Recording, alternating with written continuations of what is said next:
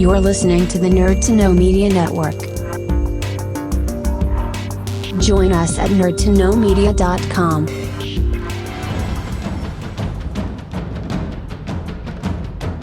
Broadcasting from the Blanchistan Centre, this is Phoenix FM.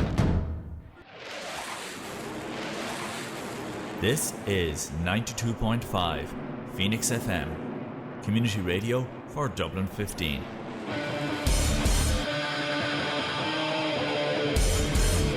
Hey everybody, it's JB Jeremy Borash, and you are listening to Darrow O'Connor on the...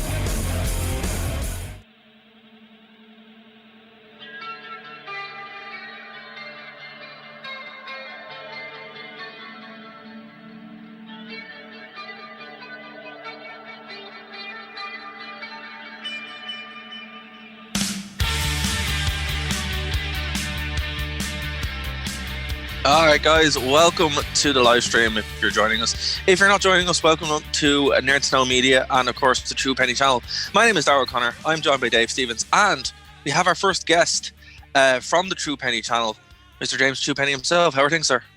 Hello, I'm surviving, which is about as much as we can manage in Britain at the moment. Staying alive, I believe, as the Bee Gees said, is the way forward. Well, you know, that's all we can kind of do right now as this whole situation just keeps going and rolling. So, but look, 2020 sucked and it was terrible, but it was like a surprising year for wrestling. So we've actually ended up with quite a list ahead of us. And Dave was saying before we went on that we cover wrestling that happened 20 years ago. So, you know, it's kind of interesting to talk about this. But there was a lot of really good stuff to talk about, and we've been kind of privileged in that sense to actually be able to talk about that good stuff because we cherry pick. So, but actually, before I get started, right, discussions as we're kind of going forward on this, because that would be very much appreciated. So, James, before we jump any further, normally I start all our shows by saying, hey, it's a great day for wrestling, anyone, but we're doing 2020 in review. So it is a great year for wrestling, everybody. It was. Yeah, welcome back to the only show hosted by people that don't hate wrestling. Yeah, we don't hate wrestling at the Truepenny Show either. I would like to point that out. Well, Me and Marcus Green have been accused of being the most annoyingly positive human beings on planet Earth at times. And the reason is because you don't cover WWE. Yeah, that's true. Yeah. If you covered modern WWE, I have a feeling that would change greatly. But that said, there was a lot of good stuff that happened this year. So let's kind of go from bottom to top here, because obviously Match of the Year is probably the biggest one here. Okay, let's go with the Mick Foley Masochism Award. So Brayden obviously isn't here. He wanted to be here, but he couldn't be. So he picked Sammy Guevara for getting chased down by various vehicles. I think that's reasonable. I like that idea. Yeah, I think it's fair enough. He took that bump better than Austin took the bump from Rikishi. Well, see, here's the thing. Sammy Guevara wasn't doing it for The Rock. Oh, that's true. So I don't think Austin was either, so I don't think the logic tracks, but I'll let it go. Fair enough. James, who have you got? My masochism award went to Jon Moxley because since he's left WWE, but specifically this year, he's put in a punishing schedule on his own body. And I'm glad he's taking some paternity leave to have a rest, to be honest with you, because running as AEW World Champion and the IWGP US Champion, I know we're talking about North America only, but he put in some astounding performances and did some really stiff stuff. And he's top 5 wrestling star in the world. He really doesn't have to, and that's really what this award is about. If you look at the annals of the Truepenny Show awards down the years, the Masochism Award has gone to guys like Jon Moxley, who have put things above and beyond the call of duty for professional wrestling. And I hope he has a nice rest. That's fair enough. Yeah. Dave, who have you got? I actually have a joint award for this one. I'm giving it out to both Nick Gage and Schlack. Both are competitors on the death scene. And oh my goodness, they had an outing on February 16th. That Dave, people should not. What? Dave, People who pick someone who people have heard of. Well, they should these people. What's the point of this? Give me somebody who did more crazy. I know. One pick in, and I'm already. Dave's not allowed to pick anybody for the rest of the year. I know. Yes. This is what happens when you let Dave pick things. He goes too obscure. I know. It's not too obscure. They need to be recognized, and honestly, in all sincerity, and I'm not just saying this because I'm friends with the promoter. They did. They really did have a crazy death match on February 16th. And we'll get to that promotion a little bit later with some of my other picks as well. Fair enough. I don't know. I think Sammy Guevara is a funny pick to go for. I would kind of go with you, James, with John Moxley, or name's gone. Where's the name gone?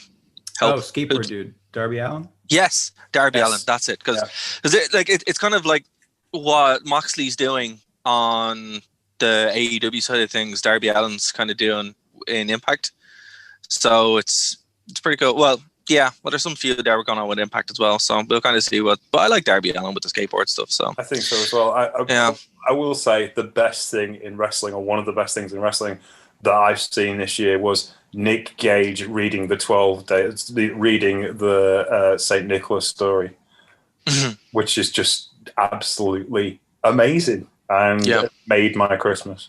Okay, so just to clarify, I tried to give Nick Gage this award. You guys lambasted me, and then he turns around and says, "By the way, one of my favorite moments of the year was Nick Gage." And that's super obscure. No, what's going on? Dara said, "Don't give it to people no one's giving." I like Nick Gage. I think he's great. Thank you. I laugh because you said, "I'm not saying it just because I'm friends with the promoter." I mean, that's true. That's true. That's true. And to be fair, John Dinsdale, one of my co-hosts at the Truepenny Show, will love you for that, Dave, because he loves Nick Cage. John is the deathmatch editor at Steelchair Wrestling Magazine and covers BJW and all the freedoms and all the death stuff on GCW and everything in Japan. So John will be very happy with your choices. Can I just say one thing as well? Even though we picked Moxley, and he kind of is like the case in point for this, I also want to go with Omega for his work with Moxley, where it's like you didn't have to do all the stuff that you did, but the fact that you did it is really impressive as well.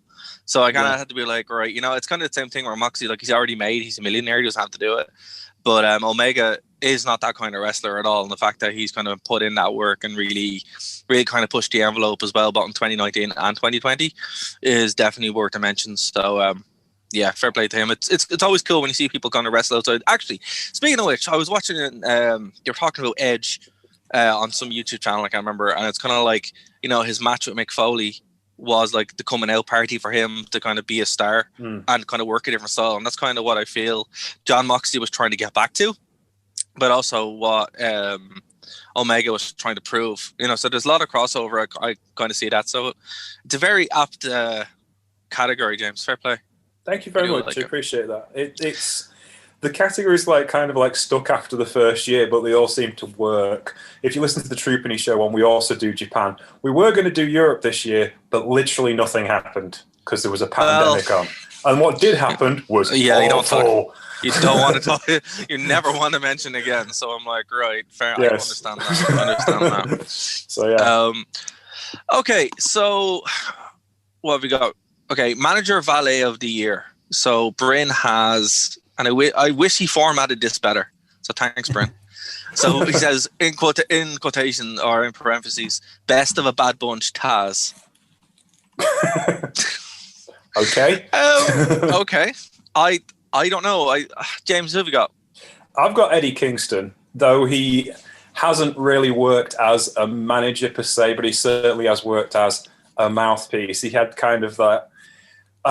When you guys will get this reference because it's 90s wrestling. When Cactus Jack was looking after the Barbarian and Butch Reed as kind of a mouthpiece on the microphone and kind of a guider of a faction in WCW, it kind of reminded me an awful lot of that. But he's just an absolute blessed talker, and why wouldn't you want him on the mic promoting guys? They spent a lot of time with Pentagon Black and Lucha Brothers do Phoenix. There you go. So you've got guys who aren't particularly secure in their English. You want the best mouthpiece you can hand. Hey, here's a guy who could talk the hind leg off a donkey. Stick him with them, and it was perfect. And I think Eddie Kingston has just been had an outstanding year, despite the fact he's been all over the place. And yeah, I think for me, I think Taz has done well with that role that he's got in AEW, but it manages as it's not a very modern wrestling thing to talk about in valets, and we've had some good ones this year. There's a lot of old tropes have come back in AEW. It's very much Bill Watts style, Dusty Rhodes style booking, which means you need mouthpieces, and Eddie Kingston's well placed for that. But the way I thought it was weird to Best of a Bad Bunch, because of all the years with AEW basically just being WCW, it's just like, all right, fair enough. But yeah, that's fair. That's a fair comparison. Dave, who have we got? I'm actually going to go with Mandy Rose. Interesting. Yeah, Otis had a really, really fun year at a time when he did not have any reason to. He was a joke character as part of a tag team with the heavy hitters at the beginning of the year.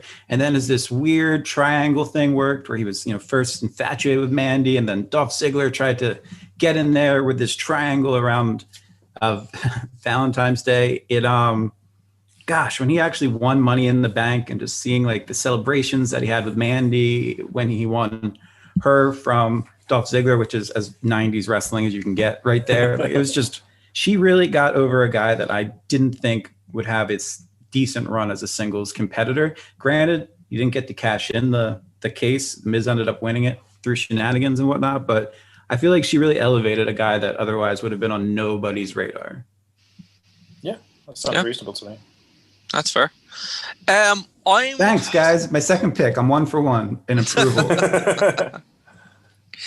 I don't know. It's kind of interesting because it's a few, like, there's so many good to pick for, good, interesting characters to pick from in AEW, because it's like that kind of throwback to it. So, like, I really liked what I seen with Jake Roberts working with Lance Archer. I think that this actually made him relevant. Tully Blanchard is, I like Arn Anderson, even though I hate Cody Rhodes, and this is well known. Where was the Razzie side of this? Where was worst wrestler of the year, so I could put Cody Rhodes there? Because we're positive people. Okay. And I would point out before you go any further, Steel Chair Wrestling Magazine's Best Wrestler of the Year 2020, Cody Rhodes. Carry on. Wait, the same Cody Rhodes that in 2020 got bashed open on the back of his skull with a steel chair? Yeah, no cross promotion there. Look, it's okay to be wrong. Everyone has opinions, right? But I know we jest, but not really. I don't know. But yeah, I don't know. I really like seeing Arn Anderson back, and for me, I think it has to go to either Arn Anderson or Jake Roberts. Like, obviously you got Paul Heyman, but he hasn't really been busy this year. So yeah, it goes to those two guys. Someone doesn't watch WWE. No, but you know what I mean? Like, Roman Reigns, full heel turn. I know. It's at least honorable. Dude, I know. It's honorable, but like the Roman Reigns thing has taken its own. One, it's too obvious, and two, it's taking his turn now away where, he's like there, but he's not as much of a mouthpiece as he was with Brock Lesnar, for example. It's more they're building up this tribal chief thing with the Usos. So, fun fact, completely out of the blue, Brock Lesnar got paid $12 million by the WWE this year, allegedly. He wrestled 2 matches. Hey man, make that money. John Cena got paid $9 million this year. He wrestled 1 match, if you even want to call it a match. But what a match. Come on, we'll get to that. We will get to that. We will get to that. I was shocked when I saw that figure. Now, granted, I saw it on YouTube, and as everybody knows, YouTube is just pure nonsense. It has to be true. It's on YouTube. Absolutely. It's probably not far off that, I would think. I mean, we talk about this on the Truepenny Show all the time. Like Toru Yano, if you're not familiar with Japanese wrestling, Toru Yano is a comedy wrestler in New Japan Pro Wrestling, and we consider him the best wrestler in the world, basically because he wrestles 5 minutes a night and gets paid $600,000 a year for wrestling 5 minutes a night. And really, that's absolutely taken the most out of what he can do, applied it better than anyone else in the wrestling industry, and went from being an undercard guy on NWA's TV show where he was thoroughly entertaining, and then taking it to being a main eventer in AEW within the space of 9 months. And I think that deserves an awful lot of kudos, because I've been a big fan of Eddie Kingston for a long time. And it was amazing to me as I was thinking about these awards these last few weeks that I'm a big Shikara fan. And obviously Shikara is not around anymore for obvious reasons, and it's a bit of a horrible end to why Shikara ended. But I look at those guys in 2010 to 2014, they run the industry now. Kota Ibushi won Raid of Voladors in 2011 at King of Trios. He's the IWGP Heavyweight Champion. The Young Bucks, who were Campañas de Parejas, are the AEW World Tag Team Champions. Eddie Kingston, who was the main man of Shikara, he was the ace of the company, is a main man at AEW and is a locker room leader at AEW. And to me, that shows you what kind of impact those guys had. Even Chuck Taylor.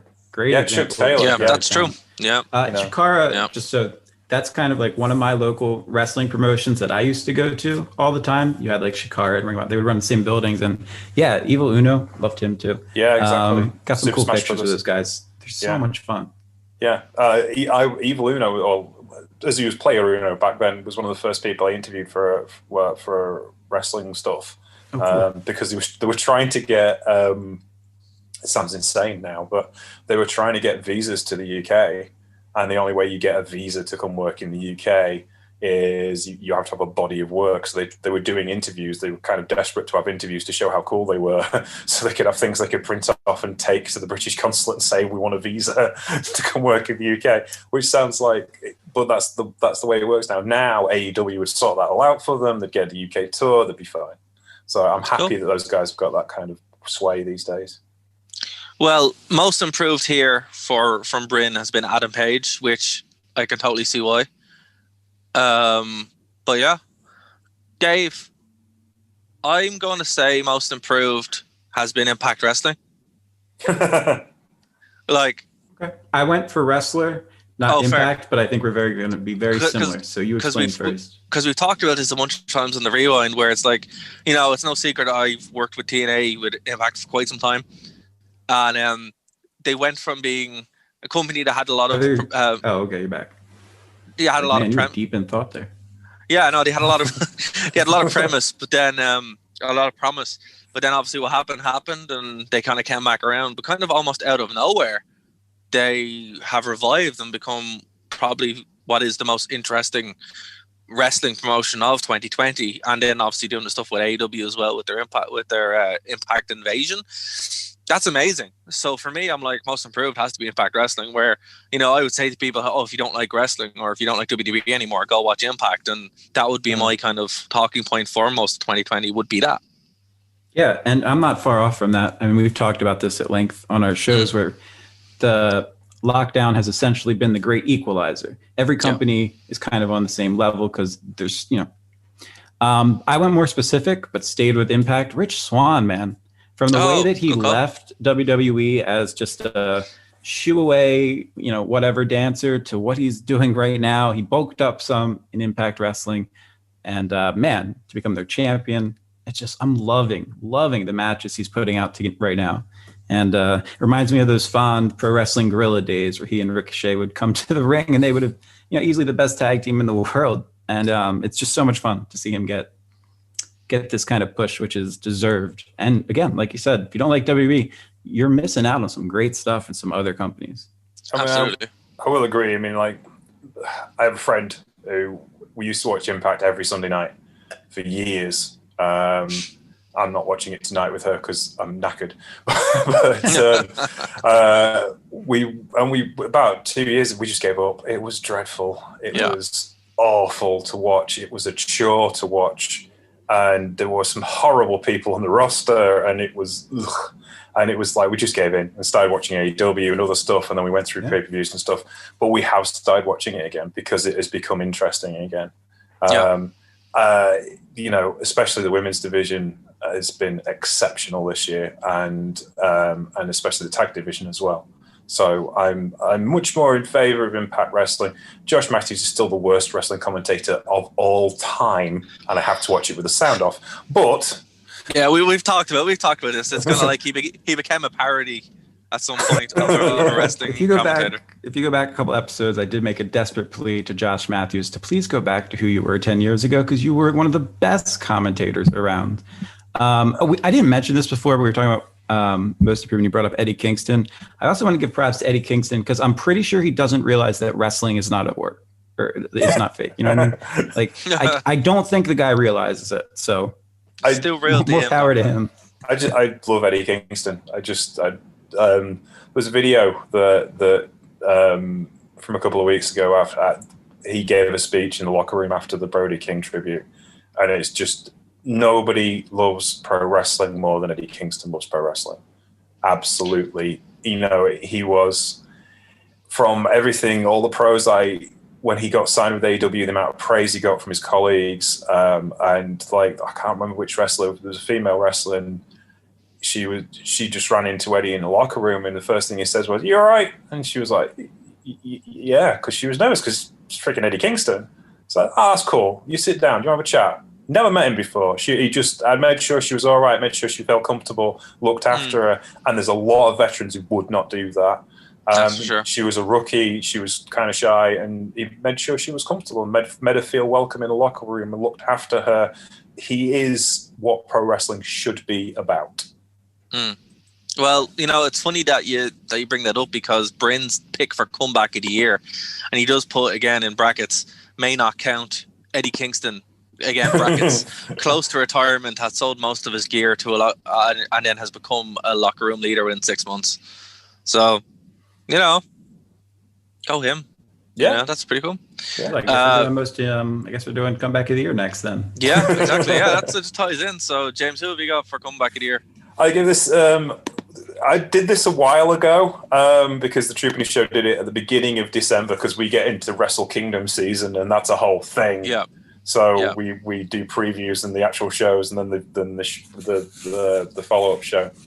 If you would like to go to the Truepenny Channel, listen to Today at Wrestle Kingdom, and you can listen to me. And then on Monday you will be able to hear. Well, this will happen after that has happened. Anyway, yes. So we did it a while ago, but my picks were Motor City Machine Guns and the Rock and Roll Express. Because Rock and Roll Express, Ricky Morton and Robert Gibson. Oh, well, Ricky Morton will continue until he's like wrestling in the grave, clearly. And the fact that he had like a 20-minute barnstorming main event with Joey Janela at Spring Break is insane at his age, and bled everywhere over everybody. But the Rock and Roll Express have been literally one of the most vital tag teams in the world. They were NWA World Tag Team Champions for the umpteenth time at the beginning of this year. And just like, it's like, why are you doing this? You know, you've got wrestling schools and you've earned a load of money, and they're doing it because they love it, and they can still do it, even though, you know, Robert stands on the apron, does about 3 moves, and Ricky does all the work. That suicide dives, though, man. Yeah. I was in shock when I saw that. But like, to be fair, Ricky Martin's like 64 and pulling out Canadian destroyers. It was fun to see. Yeah, and Motor Canadian City destroyers are the best. Yeah, and Motor City Machine Guns. We had Alex Shelley coming back was excellent, just because I love Alex Shelley. Yep. He's a brilliant wrestler, and he had the run in the Dusty Classic with to reform the Time Splitters, which was amazing, and then to come back full time. Sorry, it was. So I love Time Splitters. Yeah, and then to come back full time with Motor City Machine Guns. It's been absolutely unfortunate that throughout the career, Kushida, Shelley, and Sabin have never been all in the same company at the same time. So you could have like the best 6-man tag team ever, but no. Who knows? There's still time. There's still time. Yeah. If Kushida manages to run his contract out, they all end up back in New Japan for one last run at the never openweight 6-man titles. It was watching them two back together is absolutely poetry in motion, and they're so influential on the tag teams that are around today. Tag team wrestling would not look the same if it wasn't for the Time Splitters and the Motor City Machine Guns. But I'm giving it to the Motor City Machine Guns just because they had more time together. They weren't splitting their time, if you will. You beat me to it. I was just about to get to there. Dave, who have you got? I love that you brought Mercy Machine Guns up because they do not get enough attention for being just consistent for like 10, 15 years. I even like the little beer gun thing that they had to do when Shelley was out. That amused me. That was fun. That said, I hate this one's kind of a throwaway because it's way too obvious. But I mean, I don't know how I don't give this to Edge. The guy was supposedly retired, shows up at the Royal Rumble completely unexpectedly, unless you're somebody that reads rumors. And I mean, just the fact that he essentially came out of retirement to having the quote unquote greatest match ever, which actually wasn't bad. I don't know how I can even pick anybody else. I'm not a big fan of Edge. You know that, as you've watched our stuff we covered of him in the late 90s, but man, it's just, I don't find a way to get around it. That's fair. For me, the comeback of the year is going to be Finn Balor in NXT. Went from just being completely forgotten in WWE on the main roster to going back down to NXT, rejuvenating the entire thing, and just having some absolutely fantastic matches. I don't know if you guys have seen New Year's Evil. It's just a phenomenal match. So fair play to Finn Balor, current NXT champion. So for me, that's a comeback of the year. Like, everyone had written him off, and I don't blame them because his work on the main roster, not so much. But yeah, so that's comeback for me. Next one, what we got? Oh, moment of the year here from Bryn is Kenny's heel turn.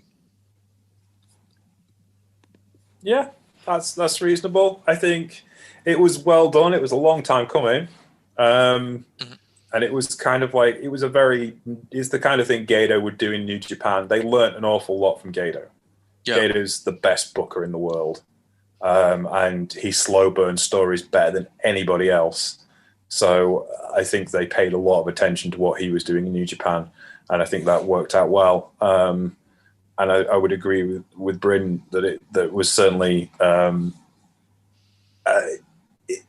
it was just so well done. And I think that for Western wrestling fans, I think the issue for Western wrestling fans is that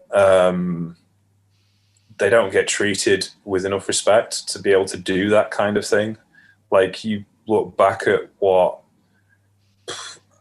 Ricky Steamboat and Ric Flair did in 89 and 90, that was 89. That was 6 months worth of matches. Yeah. And a few that lasted 6 months. You'd never get that now in any promotion.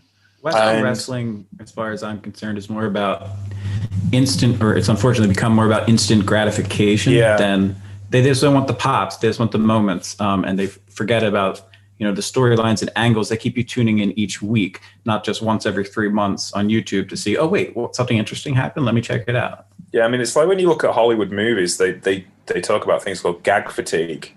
Like, if you've got a comedy, they will take jokes out because jokes have to have time to hit. You have to, have to sit back and relax and feed into them. And that's the thing that wrestling in North America does less of now, which I miss. It's one of the reasons why I like Japanese wrestling, because, like, the Tetsuya Naito story to the IWGP Heavyweight Championship literally took 6 years.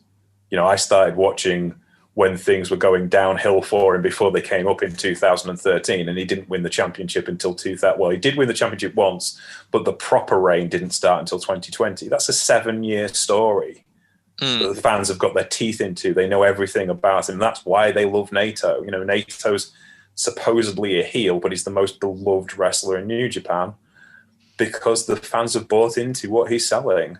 And that's what I like about the Kenny story with AEW. It's not my pick, but certainly I think it certainly hit home a lot more than a lot of stories in North America have done. I will have to say, it's like one of the biggest criticisms that you can have about wrestling in the West nowadays is, obviously it's not week to week. It's more like tweet to tweet where you kind of clip to it. And that's what it really feels like. But the only real kind of change in that is Impact, right? Impact Wrestling is not doing that now. They are taking a lot more of their time to do stuff. And we talked about this, Dave, on the Rewind with the whole Ken Shamrock thing with Sami Callihan, and just that whole feud is just a year in the making, where it keeps coming and going. Or to throw on to what you're saying, since you're talking Eddie Impact, Edwards as well. Yeah, I was going to say the Eddie Edwards, Sammy Callahan bat incident. I mean, they're still using that. That's awesome. I mean, not so awesome as how it started, but awesome that they played into it. But no, that's it. Sorry, James, go. I was going to say, but again, that Callis is a territory guy, and Callis has also spent a lot of time in New Japan. He wasn't just sat there commentating on matches. He learned a lot from that storytelling sound, and I think that's the thing as well. AEW, I know you guys say it's basically WCW, but it's very New Japan in its approach. It's in its long-term booking, and you'd expect it to, because it's got loads of New Japan guys. Somebody that I know put on Twitter that they really don't like the fact that AEW may be working with New Japan, so it's just really surprising to hear that person make those comments right now. Who was that? Me. That was I didn't say. Well, yeah, I'm kind of more into. Brian said. Hang on a second. It was like, who doesn't want to see this? And you replied, I don't. No one does. Yeah, but that is also, like, I'm saying it's influenced AEW and it's influenced Impact. I didn't say I want to see them wrestle each other. God no. No, what I will say is, like, don't get me wrong, AEW is great if they just took away Cody Rhodes. That'd be brilliant. If just he never wrestled ever again, it would be totally fine. Well, he will be going on paternity leave soon as well, won't he? So there you go. Brilliant. Hopefully he never comes back. Don't get me wrong, it's not that I hate him. It's just he just needs to stop badmouthing Triple H, and it'll be fine. Well, yeah, there is that issue. It's just he just cannot stop doing that. So if he just gets over it, it'll be fine. Anyway. So, look, I think Impact Wrestling, the fact that they have that kind of, you can watch it month to month to month, and then a couple of months out, you're still kind of caught up, and you've not missed anything, but the storyline has kind of progressed. I think that's great. It's weird, because we're going back and watching wrestling from the 90s, obviously. No, I wanted to pick the cat as valet of the year. But what's great about it is, like, if you actually go back and watch that stuff, or anyone who checks out our show will know that at the moment we're doing an arc that begun in August of 1999, and we're still following it now going into 2000, the January 2000. That just doesn't happen nowadays. Your WWE in particular, just if you didn't watch the show on Monday, not much has happened a week later, or they've completely dropped stuff or forgotten things. So it's a nice throwback, to have long-term story booking, because stuff actually means things rather than tweets, that you get, this big moment. Okay. All right, well, what now? Great. I'm glad that Bryn got this much time for us to talk about his answer, but how about you guys? Moment You're of the welcome, year. Bryn. That's fair. Yeah, he's here more in spirit than he'd like to be, I guess. Moment of the year. Look, I don't know. For me, I'm just going to jump in real quick and say, probably Drew winning the belt. Very surprising. WrestleMania in general. Actually, I want to change it to WrestleMania in general this year. It was the weirdest, strangest thing I've ever seen on television, but I also loved every moment of it because of how weird it was. Except for watching it in the room with my parents, because the women matches where there was no crowd or no noise, and if you weren't watching the screen, it really sounded awkward. So yeah, just they're like, "Oh, what's this?" I'm like, "Oh, it's WrestleMania," and then it's just like you turn away from the screen and you're like, "This literally could be loads of different things at the way what it sounds like." So but in general, WrestleMania was great for me. Moment of the year is just the fact WrestleMania happened and how it happened. Yeah. To only find out 7 days before. Well, actually, my moment of the year kind of related to WrestleMania, but would happen in November, and we could say, the whole Undertaker retirement thing, but I want to pick a specific moment. And this is the moment that hit me the hardest out of everything I watched in any promotion of wrestling all year. And that was 81-year-old Vince McMahon coming out to the ring and acknowledging the fact that The Undertaker was retiring.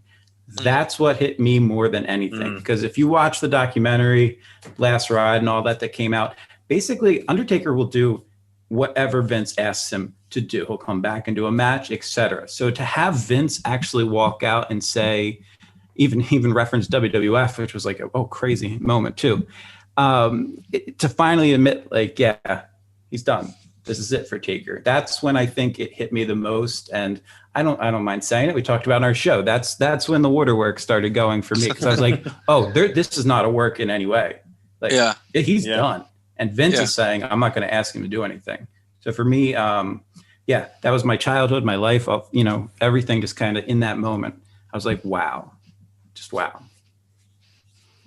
Right, also, watching James. people get thrown off a building in Money in the Bank was interesting. Oh my God, I forgot about that. That was amazing. Sorry, I forgot that happened.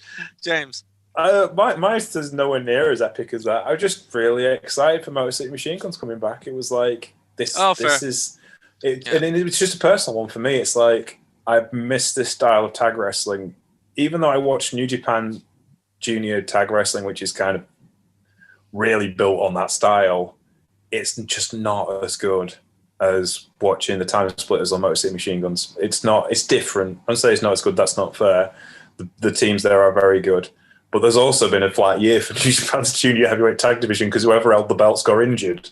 So it was just like, and they've got too many titles really for like the COVID era, because I think we kind of like me and Hamilton from I can't remember what site he works for. I think it's for Wade Keller. That's I can't remember. We was talking in chat, and he was like, he counted up 8 tournaments that they've had this year. So like the junior heavyweight tag team division has kind of been a bit pushed to the side. Yeah, pushed aside. But Motor City Machine Guns, just watching them, just like, this is. I think they wrestled the Rascals the first couple of shows on Impact, and it was like, this is so good. They're exceptional to watch. And I don't normally get teary-eyed for like veteran teams or veteran wrestlers, but it's like, these guys deserve one more run in the sun. This is absolutely. They have been so influential on what tag wrestling is these days, and they deserve the kudos for it. So yeah, absolutely, yeah. And also, sorry, the only thing I hate. No, it's okay. The only thing I hate about the guns coming back is that they don't use their old music. I know it's a small thing, but I love their old music. Anyway, sorry, go on. I was going to say the other thing that made me pop was Desperado from New Japan, who's their current IWGP Tag Team Champions, said on Twitter in Japanese, and I translate it. So they quote tweeted Motor City Machine Guns GIF from Impact Wrestling, and he's like, me and Nobo could have them. I was like, yeah, well, that's cool. That's the kind of thing I want in like cross promotional stuff. It's just like picking on other teams. But see, that makes it feel more kind of real. Like it kind of ties into the next one. Promotion of the year. Bryn for some reason has AEW, but he did say technically didn't watch enough of them of the others to qualify. Well, that's your own fault, Bryn. I'm not sorry. Accepting that as an answer. But he even said he didn't watch enough of them, even though I told him to watch Impact and good things. He just wanted to go to Cody, so it's like, all right. What's wrong with you? But what I did, for me, obviously, it's Impact Promotion of the Year because of this cross promotion element that they had, right? Where, like, as you said, they acknowledge. I know AEW do it too. But whatever. They acknowledge that other people exist and other promotions exist, and it adds to the overall landscape of the product. It's not this weird isolation sandbox that WWE have. Can I jump in real quick and ask you a question, Dara? Yes. So I just want to make sure I'm just as pure clarification for our listeners. AEW is not an acceptable answer. However, picking Impact because they chose to work with AEW is a proper answer. Of course it is. Okay. No, I just want to understand. No argument. Just wanted to clarify that. No, it's just basically once I can remove Cody from the situation, it's okay. So that's why we don't get interviews with AEW. Oh, no, don't get me wrong. I like AEW. AEW are great. It's just Cody Rhodes isn't. That's the problem. Just get rid of him and it's fine. But it'll be fine. But yeah, Impact Wrestling get it for me for a lot of reasons. They've worked with so many great companies and they literally made the biggest storyline of the year with this invasion thing before. Obviously Brody Lee died in the passing of Brody Lee, and that kind of took things a little bit. That was in 2021 though. Yeah, I know, but still it kind of took away from some of the the work they're doing there, so they will get back to it. But it changed the wrestling landscape literally overnight. So fair play to Impact Wrestling for doing that. But yeah, that's why they get promotion of the year for me. So James, to you. I'm going to feel bad now because I'm going to say AEW. It's okay. It's okay. It's okay. Look, I have no problem with AEW. I'm going to say this. I'm going to give an honourable mention to Ring of Honor just for keeping Sumi Sakai employed because she's the greatest human being on earth. But back to my actual answer. AEW, just because they've been creative with what they've done, like you said. I think I like the style of booking because it's a throwback, but it's still got a modern edge to it. They've reinvented a lot of people without them losing their charm that they had in the first place and the reason why you liked them in the first place. And I think they've taken chances. They've probably signed far too many people, and it's a shame that certain people didn't get the opportunities that they could have done because of COVID. But equally, I think they've found some diamonds in the rough, like people like Anna Jay. She's great, and I think she's going to do really well. And I think that the only thing, Page. I was thinking younger people, but he was on their programming. For Sting Diamonds, we got to acknowledge it. But I think Sting's not even on Moment of the Year. It's all right. Mighty have crowed away. Yeah, but I think they've got loads of upside as a company that can grow, and they've done a lot with what they've got. Again, I would agree. Like they don't particularly need to keep relying on old people so much, and there are things they could fix. Like, why hasn't Hikaru Shida got half an hour to the show by herself? So good. I don't have any problem with saying that she is the best wrestler on the planet right now. I don't mind. Like, Io Shirai, any of them. There's just, oh my gosh, something really special happening there. And they don't get enough attention, and I think it's because of people like myself, people like Dara, where whether it's just the language barrier or what it's, maybe it's the time that we have in the week when we actually do get to sit down and watch like a cup from New Japan, blown away. But normally it's not where our attention falls. So I feel like a lot of people don't realize what they're missing out on. Hikaru Shida has been a top 10 wrestler for the last 7 years. Yeah. She had a match with Aja Kong 2 years ago, just before she signed with AEW, which is one of the best matches I've ever seen. And the fact that she understands character so much better than a lot of any wrestlers, really. The match she had with Aja Kong, she made Aja Kong bleed, and she didn't wash her tights. So that every time she appeared on TV, she had Aja Kong's blood on her tights. Oh, that's cool. That's so hardcore. Yeah, and it's like that is like, I beat God, now try and beat me. But here's the thing though, right? The women's division in Impact and in AEW are just out of this world. Like, and I love WWE, quite frankly. For sure. Like, that's it. Well, that's it. Like the WWE's women's division is night and day from what it was. But the fact that unfortunately. Watch our last show to figure out what I mean by that. Stop trying to make Armageddon 1999 happen. I want Armageddon 1999 to happen. Where is my pool? In 1999. What's going on? Hold on a second, James. Have you listened to the show from 1990 like we did? I listened. I didn't get a chance to today because I listened to the other show that you sent me yesterday, but I didn't get a chance to listen to the 99 one. I will do this week. So basically, Dave is referring to the pool evening gown match from Armageddon 1999, and he talked about it for 10 minutes about how it was the best thing ever. So that's for reference for anyone who check out our last show, and you can get all the context. Dave needs to see the FMW swimming pool death match from 1996. That's what he needs to see. Making notes. Making notes. I Wait, love who which promotion was it? That was FMW, and it was a no rope double hell death exploding barbed wire sea mine match. Wait, was that the one with Jack and Funk? No, it was that was the same promotion, but different promotion. That was the IWA promotion. That was the FMW one. Was make a note. Yeah, watch FMW 1999. 96. Also 96. 96, yes. It was Anita, and Oh, a bunch of other people, and it's just ridiculous. It's just the most crazy thing. It's in the the Tokyo Olympic swimming stadium, and they put the ring in a pontoon in the middle of the swimming pool and lay mines around the outside. I think Mike Awesome's in that match as well. Oh, that would make sense. Yes. Yeah. And shout out to Mike Awesome, one of our biggest supporters this year. For reference, Dave didn't know that Mike Awesome was dead. Oh, really? Yeah. I talked at great length for how impressed I was, and I was wondering why he wasn't making a comeback.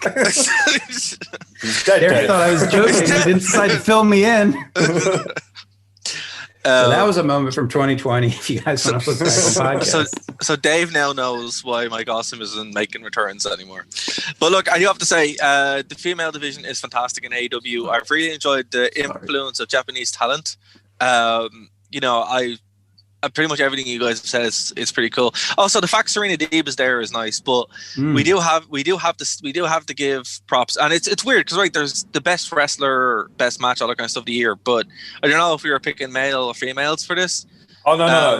We don't do gender divisions. Do I not even get to make a pick for promotion of the year? No, the only reason why is because no matter who I pick for best wrestler of the year. Would you stop it? I haven't even get a pick for the best promotion of the year. Hold on. There is no hold on. Why are we going on to another category? I just want to say. How are you going to chop this video up when my choice happens 5 minutes later? I just want to say one thing. No respect. I'm like Rodney Dangerfield right now. I get no respect around here. Dave, I just want to say one thing. The only reason why is because he's still justifying. No, when we get to it, I'm going to have 2 picks. So I just want to make sure that's okay. No, it has to be one. The Truepenny show has always been genderless. Meiko Satomura was picked as the greatest wrestler in the world, which she is, for the last 6 years. So that's it. One. I know, but now I can't cheat. Okay. All right, go on, Dave. Sorry, Dave. Your pick. Your pick. Anyway, promotion of the year, I'm going to give it up to GCW. Game Changer Wrestling, who I referenced earlier with the Gage vs. Slack match. And my reason is this. That is the only promotion during lockdown that I have been actually able to attend a show for. They've done really creative workarounds because it's an indie company, mostly deathmatch styled. It's basically what CZW turned into once everybody from CZW left. And went over to this company, and they did drive-ins in Atlantic City. So they did drive-in wrestling live shows so the talent could get paid. They did a socially distanced one that I went to on a farm back in, I think it was June, actually. So they continued to grow. They continued to expand their fan base. They got into a partnership with Fight TV, et cetera. And I just want to give it up to them for actually finding a way as an independent promotion with essentially no media grab. You're not getting money from a network to be on or anything like that. And they're surviving and they're thriving. So I got to take my hat off to them. Okay. Very cool. Very cool. So now make your damn pick, Dara. No, I'm not making my pick yet. I've already said my promotion of the year. Feud of the year. Bryn has the Elite versus the Inner Circle. Ugh. No. I'm just curious. Has Bryn ever left Reddit, or is that just where he lives? I don't know. I'm just assuming he's just been on the AEW, you know what, all year, man. We're gonna have to have words. I know he's had a busy year, but come on. This is too Reddity for me. Okay. So James, go for it there with your pick. Oh, are you going to let Dave pick for feud of the year? Let Dave go first. With his I'm not going first. What was your pick for? What was my pick for feud of the year? Yeah, you got and then I'll go for James because he runs this network, and at least I know you'll actually go to him after me.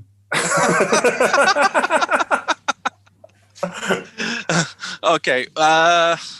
Dave, that's made me feel really powerful, and I appreciate it. You are. You can cancel Dara anytime you want. That's true. That's true. I mean, I don't know how I'll stream, but you can cancel them. That's fair. That's fair. Okay. Let's see.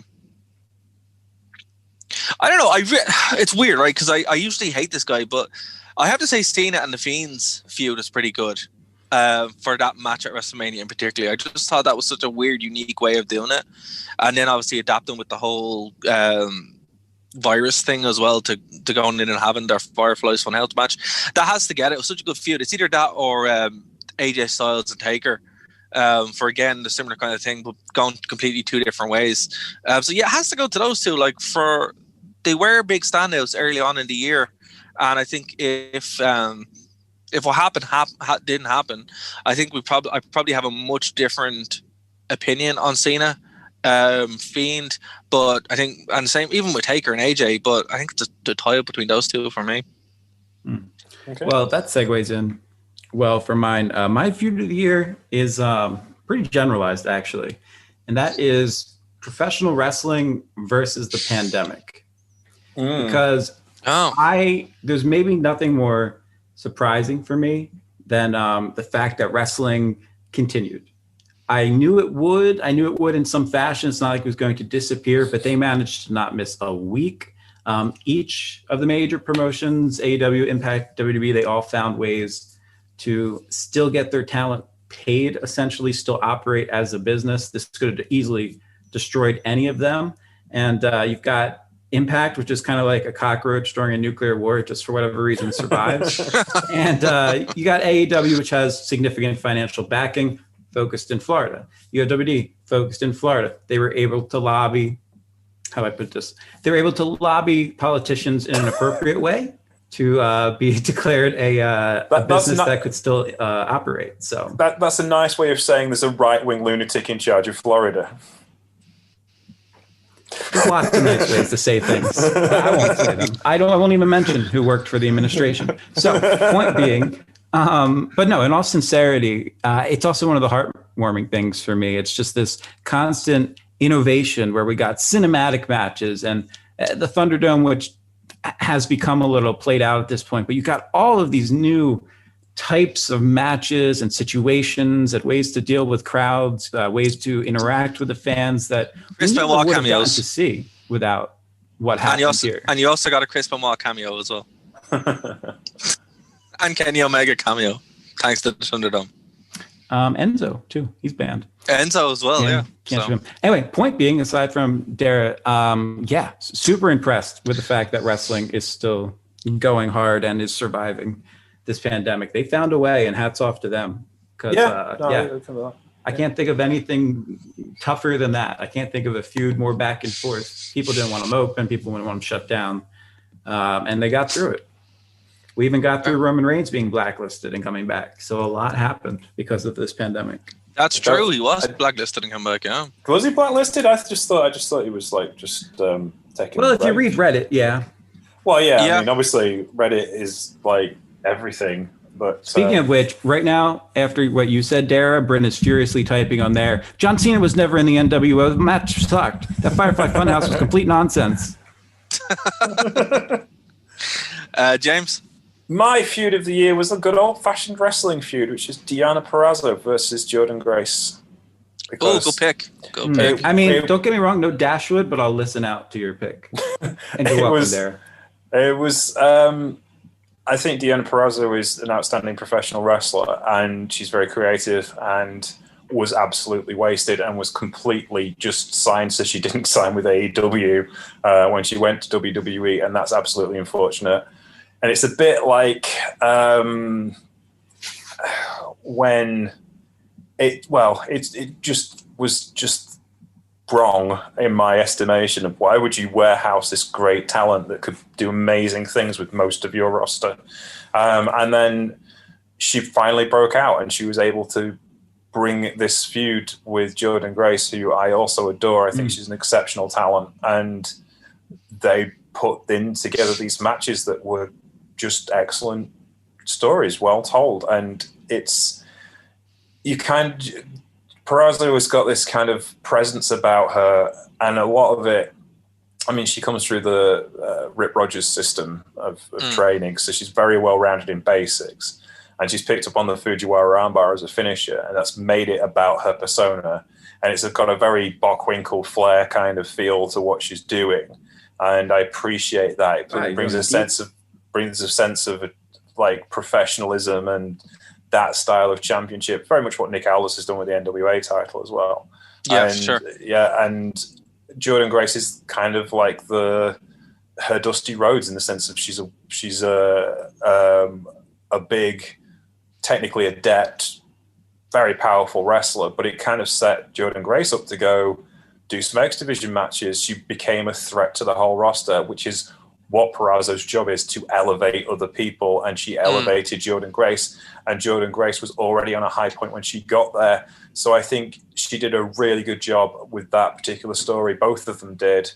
And I think it was kind of like it was an old-fashioned wrestling story told in a modern environment, and I like that a lot.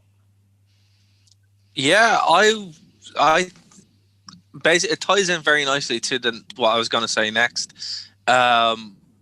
Really big fan of that particular feud as well, which is nice. Moving forward here, I mean, she was my favorite, so I found out that Dashwood was with the company. Yeah, well, that's exactly where I was going. She was my favorite too until, the wrestler of the year, who I have to pick now. Because I'm not. Oh, you are doing it! Oh my goodness gracious! Also, I don't say goodness gracious. What was that? Well, I wasn't going to, but now I have to because I'm not allowed to pick them out. Wrestler of the year for me is Emma. So, or what's her actual name, Dave? Tenille Dashwood. Tenille Dashwood. Yeah, well, she's it's not even her real name. I don't know what her real name is. I don't know. That's what her Impact name is. I don't know. I've just been so impressed by her in Impact. It's been great. I've enjoyed everything she's been on. The product in general is fantastic, but when she comes on my screen, life just gets better. So there we go. So she gets the win. Fair enough. Yeah, she's something special. Yeah, absolutely. She's something special, which is why we spend way too much time talking about her on our shows. Absolutely, that's why. Her real name is Her real name is Tenille Dashwood. I'm trying to look up what her Impact name is. Her real name is Emma. Fair enough. Fair enough. According to Wikipedia, it redirects. So yeah, sure, why not? No, Darren, I don't think there's anybody who've been more stunned with to come out of the blue this year than like Emma. Yeah, I know, right? Just the change in look, the everything. I mean, hey, maybe in another life she doesn't try and shoplift, and we get to see her more in WWE. I don't know. I know morals and ethics are hard to maintain, but it's because she spent a year in Women of Honor and then therefore may as well have been on the other side of the planet. True, but I have to say, all the work that she's done, honestly, it's all there. She's the total package, and the pool of women that she's actually competing against, it's great. It wasn't even that. There's been loads of mixed matches as well in Impact Wrestling. So her interaction as well in those have been absolutely hilarious, where she's just taking selfies and stuff. It's brilliant, because she has full character, but then also been able to go out and just have phenomenal matches. So come on, for me, that doesn't emphasize what you're looking for with wrestler of the year. I don't know what does. I think one day somebody's going to write the book on Women of Honor to the 2018 to 2020, and it'll be like that Death of WCW book. Because it's just how did you have this much talent and do nothing with it? But yeah. Well, that's why we don't cover WWE week to week, because we answer the same question. So why are we doing wrestler of the year before tag team of the year and match? Because I want to talk about Emma. Okay, well, I'm cool with that. Yeah. Yeah, and also it's because the way Bryn presented it to me as well here. So yeah, my way around goes tag team and then wrestler. But anywho. So we're doing wrestler of the year first. No, we're not. We do wrestler of the year. We're not. We're doing tag team first. This is okay. We did tag team. Dave's calling audible. Okay, right. So pure nonsense. Okay, so right. Bryn picked FDR for his tag team of the year. It's reasonable. I will go with the Good Brothers for my tag team of the year. How dare you? I know. So Dave, follow that. Yeah, my tag team of the year. I can't even believe I'm saying this. Is actually a women's tag team, and that's Sasha and Bailey. Cool what? That's a cool choice, though. I like it. Okay, yeah, I know. I don't think I've ever picked a female wrestler for a match of the year, tag team, or wrestler of the year in my entire history of doing this sort of thing. Sure. But that's from where they started. Yeah, well, from where they started with the tag team championships together, you knew the feud was going to happen at some point, and I'm kind of including that feud against each other into this. It was just, man, I mean, Bailey, the complete character shift, that worked. Nobody thought we'd get away from Hugonomics or whatever it was that she was doing for a while there. But man, I have not Bailey fallen. Bailey's class. Heel Bailey's amazing. But more importantly, Sasha, man, she I don't know if I just didn't notice as much in previous years or she really is doing something extra this year, but it just seems like the bumps that she takes, fourth wall, the bumps that she takes, the moves that she actually do. It's like there's that AJ Styles-esque accents that she gives moves that set her apart from people just doing a normal suplex. And Sasha, just for whatever reason, for me this year has really lit my eyes up as you are incredibly special. I now know why you sat out and waited to get paid more because you deserve it. She's crazy good. You deserve it. Clap, clap, clap, clap. Yeah, clap. so tag team here, Sasha and Bailey for sure. Obviously, the Good Brothers, I'm completely behind. Love that they won the Impact Championship. That leaves just the AEW Championship for them, and then they have held the belts for every major promotion that currently exists. Well, they've held all the belts that matter. Yeah. Don't say that. You know where he just slighted you, James. No, they've held the IWGP Heavyweight Tag Team Championships like 5 times. So there you go. He's slighting AEW Tag Team Championships here, which I fully expect to happen with this Bullet Club revival that they're kind of doing with the. And could I just say at this point, to quote Tama Tonga this week, if there's no Tongans, there's no Bullet Club. Well, fair. That's a fair point too. Well, I would say if there's no Devitt, there's no Bullet Club. But okay. The other one I heard, no wrestling, there'd be no Bullet Club. The other one I heard this week was this current the AEW version of Bullet Club is like a Deo tie with 8B Priestleys, which I thought was very funny. I like that. Yeah, and in full honesty, Sasha was almost my Wrestler of the Year, but Sports Illustrated decided to give it to her, so I picked something different. But she, honestly, Sasha, I love. Just love and love and love. Emma's great, but she doesn't have the in-ring capability that. And Sasha was in The Mandalorian as well, which is pretty cool. Yeah, true. Yes, nice crossover. Yeah, absolutely. Okay, James, who have we got? I'll pick the North. Ooh, really? Controversial. Yeah, controversial. Because I like them as a tag team. I think they're really, really good. I think they're good individual wrestlers, and I think Ethan Page is just funny and he makes me laugh, and I enjoy his work online as a self-promoter, and I just enjoy them as a tag team and watching them as a tag team because they're kind of a throwback to the Steiners, that kind of big hit, tag team of the 90s, Doc and Gordy kind of tag team with a bit more of a sense of humor about them, and I like that. Not Josh Alexander, obviously, he doesn't have a sense of humor at all, but that's a good straight man to play off against someone like Ethan Page. So I'm a big fan of Ethan Page. He's worked very hard in Impact, and I'm assuming that this is some kind of ruse as far as his contractual obligations are concerned to get him back in the company. I hope so, because I think he can do that creative stuff in Impact where it would kind of get, even in A&W, it would just kind of get lost in the wash, whereas in Impact it's got a much bigger splash because it's a smaller company and therefore he has a bigger impact, if you'll pardon the pun. It's a bit like the Jay White situation in New Japan at the moment, which is hilarious. But it's kind of like he Impact's the right place for him to be. Absolutely. I'm not sure that he would. I think he'd do well anyway. Don't get me wrong. I think he's incredibly talented and he would find his niche. But I think he's got more options in Impact and he's got more stuff to do in Impact. You see, I think that's important. And what's great now about 2020's, 2021's world is that, like, there's these little... It's the thing I said about the territory system. When those territories are there, you can go off and, play with them and kind of become your big stars in it. And then try WWE. If it doesn't work, you can go somewhere else. And it's good that AEW is kind of like that other place to go for that. But like we've said, Impact Wrestling is the farm for AEW. But it's also where you get to see these massive breakout stars happening in just a good wrestling product that doesn't have Cody Rhodes ruining it. It's great. I like to see where he lands. Put it that way. I'm more interested to see where he lands than where Jay White lands, because Jay White's probably staying in New Japan after what I've read today. Yeah, exactly. Okay, well, Wrestler of the Year here. Brain has picked Jon Moxley. It's fair. Fair enough. I don't know That's though. fair. I would say the 2019 John Moxley. I would 'Cause agree. He made more of an impact by leaving and then surprising everybody on Memorial Day. Yeah, it's the He same with showed Jericho. It's the same with Jericho Or as they well. 2020, 2019, not so much as well. But yeah, no, Dave, you're right. Go on. Sorry. No, Any it's not my thoughts on John pick. Moxley? I don't have anything else to go. I was just. I mean, Oh, no, you're but saying you want me to make my pick? Yeah, no, yeah, exactly. Yeah. Well, this one's really easy. Is I know who this is gonna be.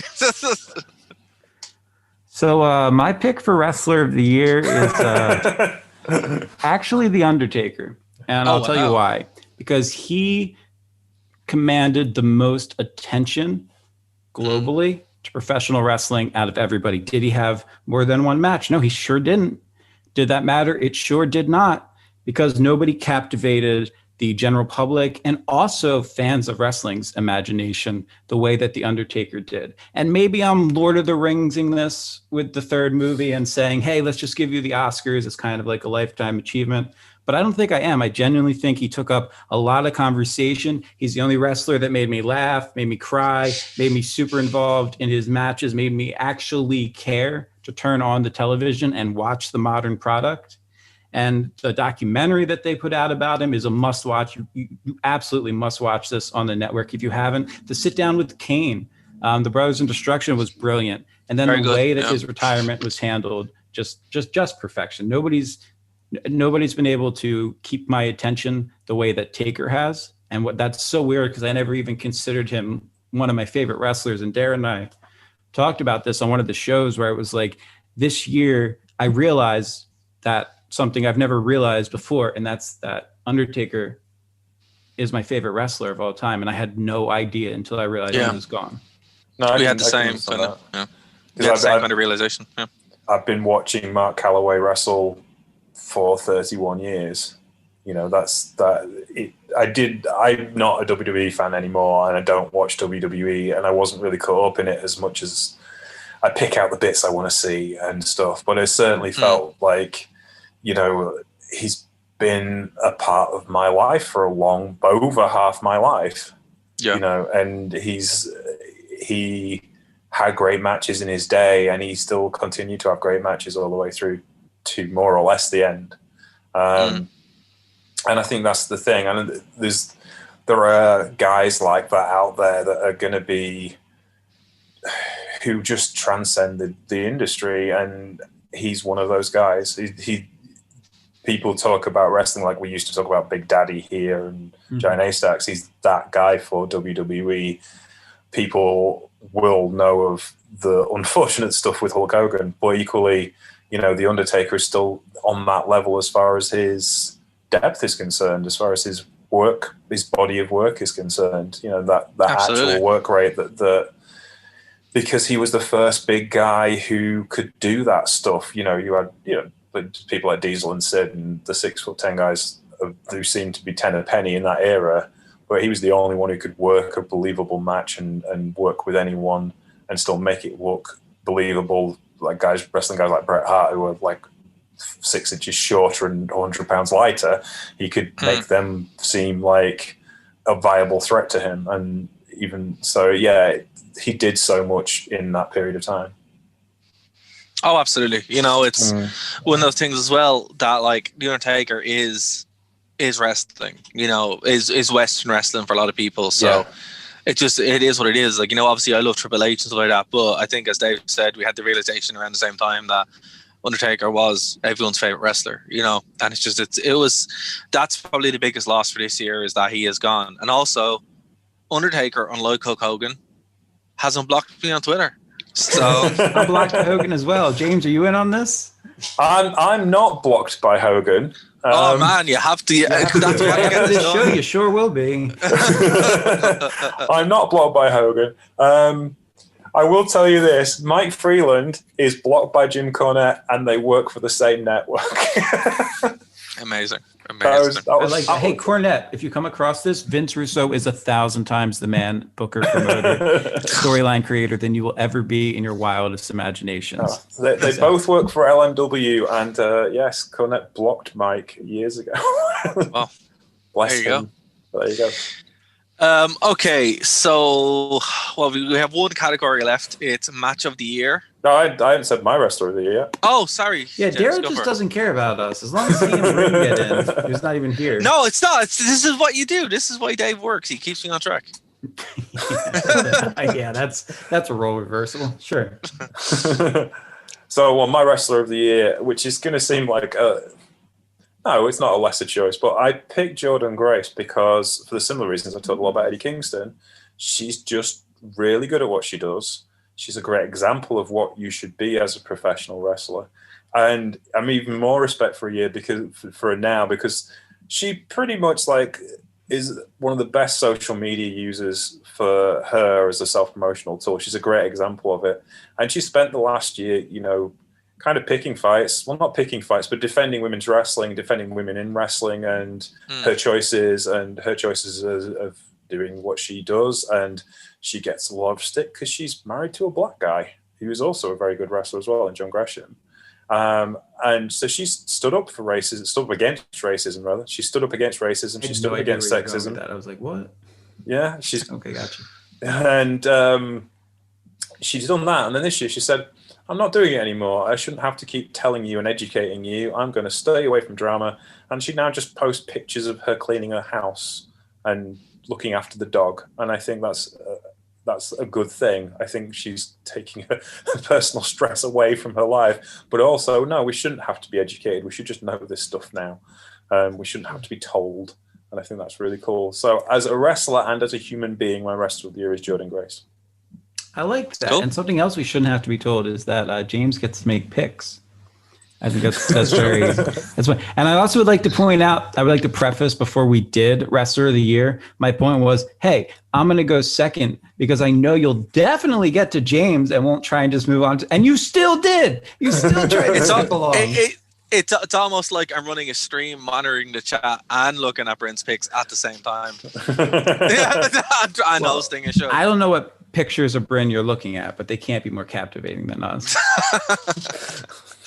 Okay, so can I move on to match of the year? Is that okay, Dave? Like Yes. we have control? Absolutely. All right, so match of the year, Bryn picked Young Bucks versus FDR. Again, I'm flabbergasted by these choices. But there you go. Reasonable wrestling match, Dara. Oh, I know. But, come on. There was, the Firefly Funhouse and everything else. Huh? Anyway, I'm not going to get into my pick just yet. But what I will say is, Dave, what is your pick? Oh yeah, I know where he's going with this. Easily the Boneyard match was my match of the year. And that's not even a cheap plug. I mean, quite frankly, this was a really, really weird time in wrestling when this happened. We found out about 7 days before WrestleMania that no. We can't use the stadium. You can't use anything. You need to completely relocate. You need to come up with different ideas for matches. And this was a surge of creative juices that I don't think the WWE has had since like 2007. And it was amazing to watch this cinematic universe that they brought us into, which sadly has faded away from their products since the introduction of the Thunderdome. But this match had everything in it that I wanted to have. It had the right match for Undertaker to be able to retire on and be able to go, I'm great. People loved it. They think that was the best match of Mania for the most part. AJ, it's AJ. So what are you going to get? And they incorporated the Good Brothers. They incorporated so many different elements. AJ took it to a level that I don't think Mark Calloway expected him to. And I say that with all respect because of some things that he said as Mark Calloway in interviews, where essentially he had no choice but to bring back out the American badass persona because AJ was making specific verbal attacks on the mic, specific promos against Undertaker's wife. So he couldn't pretend to just be this dead man gimmick. He had to kind of meld all of his different characters over the years into the badass to come in and to watch him ride off on that motorcycle at the end with the pyro going crazy. And man, and just an amazingly fun, entertaining match that not only was apropos for The Undertaker's career, but also set in motion some amazing matches we would see over the next couple of months, including that Money in the Bank match, which was pure hysterical. And man, just this match was something special to me. And I've watched this match at least 4 or 5 times, aside from initially covering it on our show. That's how genuinely entertaining it is for me. And I think you can watch it out of context anytime you want on a W Network, and it will hold up. Just astonished at what they were able to do in such a short period, in such a chaotic time, not knowing what they were going to do, not knowing where revenue was going to come from, and they're still going strong. And AJ, he lost his buddies as they ended up getting fired right after main eventing WrestleMania with him, which I don't think has ever happened in history. This match was special. It was a special one that I think all of us living in uncertainty during April, not knowing when things might open, if things would stay closed, which we now know almost a year on that they did. It was a bright spot that I think brought a lot of us out of a kind of weird depression-y state when we were working from home and like we had to acclimate to this new atmosphere of the world. And I've said it many times, but wrestling is kind of that escape from your reality. It forces you to suspend your disbelief to even, acknowledge that something like this can be entertaining. And to have those moments, to have this match in particular, nothing in 2020 compares wrestling wise for me. It set the tone. Fair. Again, I think the match at full gear, the Bucks versus FDR, is a very good match. Now, I think I did on the show call it one of the best tag team matches of all time. So look, it's a fair pick. The Royal Rumble is pretty good this year. Money in the Bank was wild, completely different as well for all the reasons that you said. Boneyard match is, again, up there, but to pick something a little bit different. And surprisingly, the greatest wrestling match of all time, or greatest wrestling match ever. It wasn't, but it was close. It was surprisingly good. And we were both amazed to see this was back when WWE was actually handling things appropriately. Yeah, they were trying new things. I agree with you, Dara. The fact that match, I watched it out of grim, morbid curiosity to be like, you've made big promises. There's no way you can follow through on this. And then they follow through and have probably one of the best matches WWE's ever done. One of the best matches Edge and Orton have ever done collectively. And it was just unbelievable. I really enjoyed it from bell to bell. It was just so good. So yeah, that has to get my pick for me, purely because it's so unbelievable. WWE make promises and actually kept them. So yeah, that gets it for me. But there's so many good matches this year. It's really hard to pick. This wasn't a Bethesda 16 times the detail Fallout 76 thing. They lived up to you're welcome, people who get that reference. They really did live up to a lot of the hype in that match. And I just wanted to kind of quickly tag on to my AJ versus Undertaker Boneyard match. If you want a straight wrestling match that was done really for no fans, just people in attendance and be broadcasted, AJ Styles versus Daniel Bryan on an episode of SmackDown. That was so good. I don't know if it was for the Intercontinental title or if it was just for, I'm not sure what the details were in terms of that because it's slipping my mind, but that was an incredible straight up wrestling match where it wasn't all big moves and flashy things. It essentially, they did it as a clinic to show up and coming wrestlers. This is how you do the fundamentals perfectly and how you can get over using the fundamentals. And they put it on full display. So I want to throw it as an honorable mention. Gulak did a similar one with Bryan as well this year. Yes. Very similar match to it. And New Year's Evil, which is 2021 as well, kind of follows the same platform. But sorry, James, you got the last pick of the show.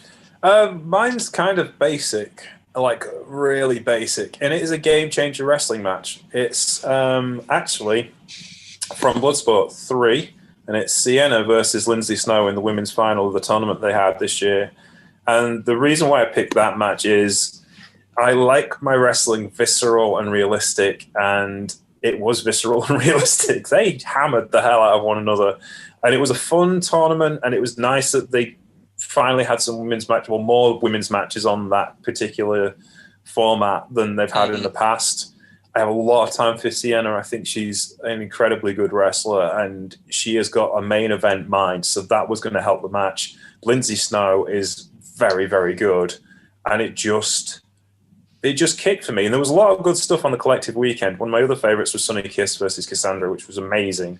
But this one, and it's kind of a similar reason to what Dave said, in the sense of wrestling in the pandemic took a long while to figure out what it was going to be like. Yes. And this was kind of a throwback to what wrestling used to be like, because it's shoot style, and that's kind of where I enjoy wrestling the most. In a lot of senses. So for me, it was like, we don't have to be flashy. We don't have to have cinematic matches. If that's your thing, that's cool. Don't get me wrong. But we can have two people. There's a prize. They're going for that prize, and that's all the story you need.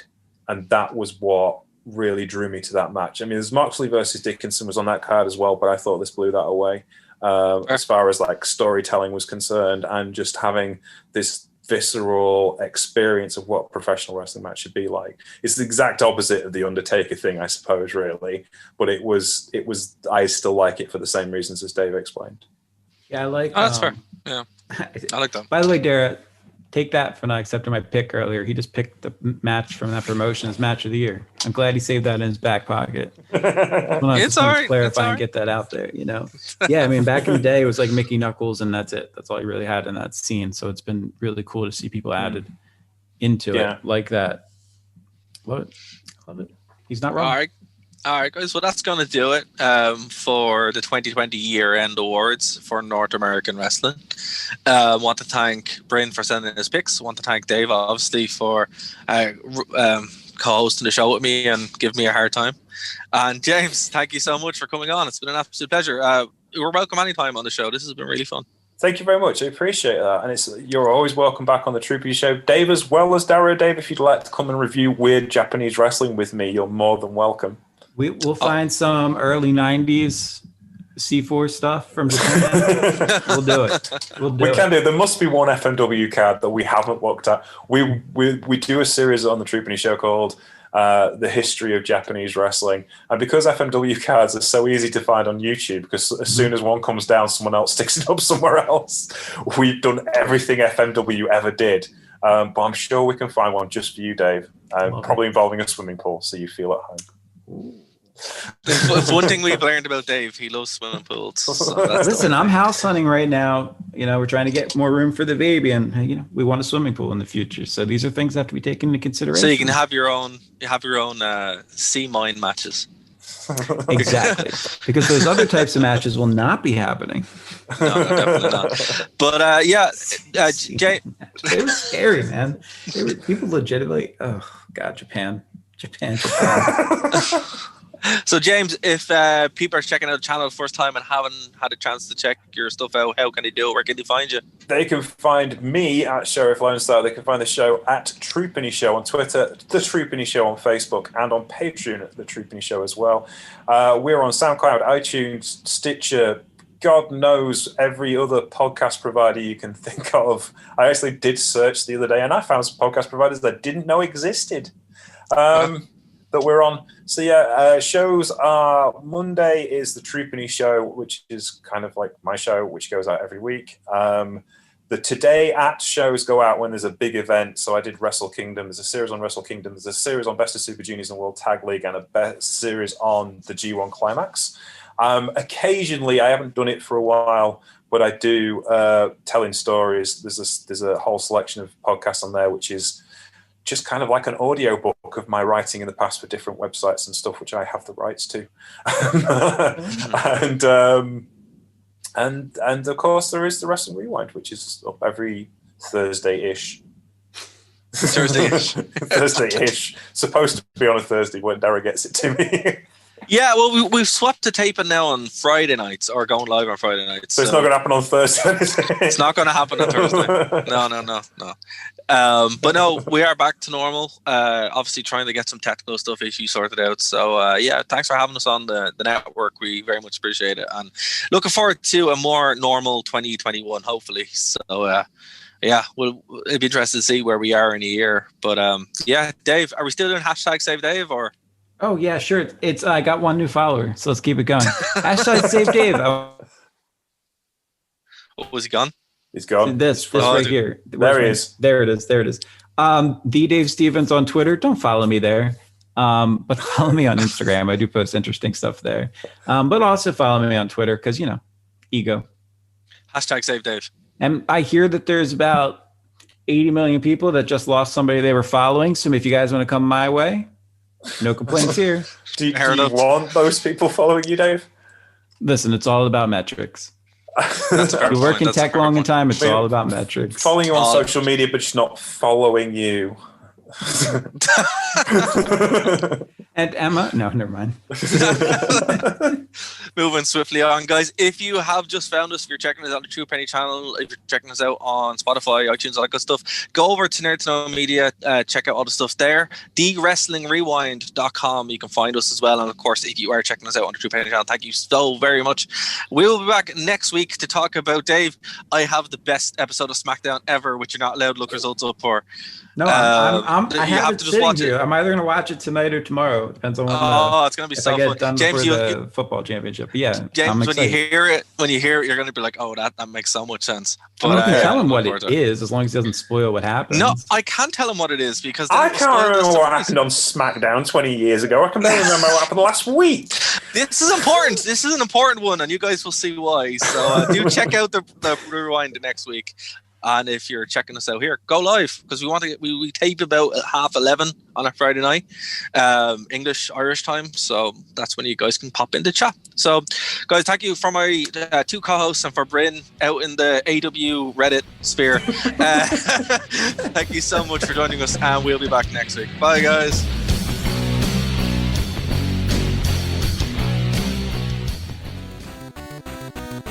Thank you for listening to a Nerd to Know Media production.